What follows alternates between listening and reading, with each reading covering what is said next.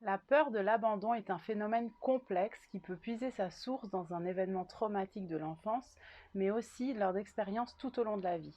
Cette peur de l'abandon est l'une des peurs les plus répandues et aussi l'une de celles qui causent le plus de dommages. Les personnes souffrant de la peur de l'abandon ont très souvent tendance à avoir des comportements qui affectent leurs relations. Aujourd'hui, je te propose de voir comment gérer cette peur de l'abandon. C'est parti!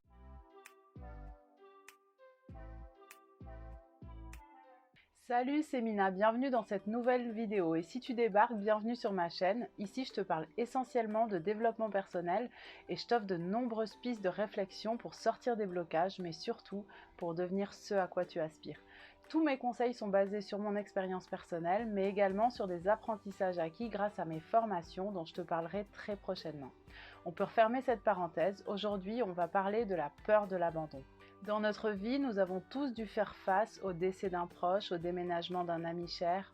Nous avons nous-mêmes quitté le domicile familial et peut-être même sommes-nous devenus parents. Autant de changements qui peuvent paraître naturels et être définis comme une suite logique. Pourtant, il n'est pas rare d'avoir des difficultés à faire le deuil d'une étape qui a précédé dans sa vie. Si tu as vécu des traumas ou des événements violents, il est évident que le risque de développer une peur de l'abandon augmente. Dans certains cas plutôt extrêmes, les personnes peuvent développer ce qu'on appelle une autophobie, une peur intense d'être seule. Alors il est évident que la façon dont on va gérer cette peur de l'abandon va dessiner la façon dont on va vivre notre vie et gérer notre rapport aux autres. Heureusement, il existe des moyens efficaces pour développer de la sécurité et de l'assurance afin de dépasser cette peur de l'abandon. Et c'est ce que je te propose de voir aujourd'hui. Accepte ta responsabilité.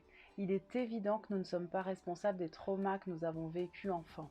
En revanche, en tant qu'adultes, nous devenons responsables de notre guérison. Et c'est en prenant cette responsabilité en tant que personne adulte que nous serons capables et en mesure de créer un futur meilleur. Identifie tes comportements liés à cette peur. Cette peur de l'abandon se caractérise souvent par des compensations. Identifie-les.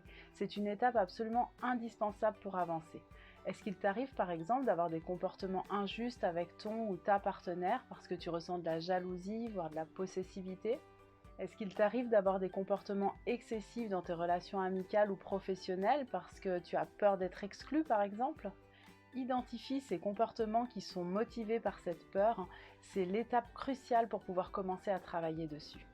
Sois indulgent envers toi-même. Tes comportements liés à la peur de l'abandon ne sont pas volontaires, tu ne les as pas choisis, tu ne les maîtrises même pas. C'est quelque chose qui est ancré en toi malgré toi. Il s'agit simplement d'un mécanisme de défense de ton cerveau. Sois donc bienveillant envers toi-même.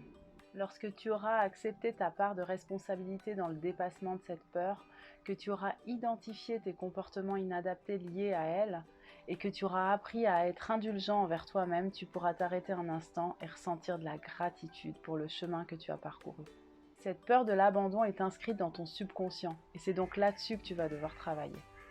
Pratique les affirmations positives.